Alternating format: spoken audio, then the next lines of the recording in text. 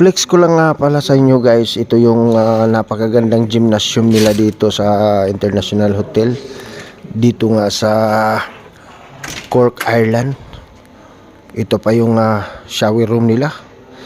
Ang ganda guys. Oh, parang yung shower room ko lang sa bahay. Char! Joke lang. So, ayan na nga oh. Super.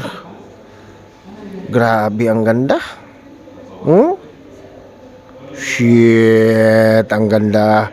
Masubukan nga. Pampatunaw doon sa mga kinain naming mga residyo. Para mamaya bakbak ulit sa kain. Yan, stretching. Ayos. Para mamaya orderan na naman ng steak ito.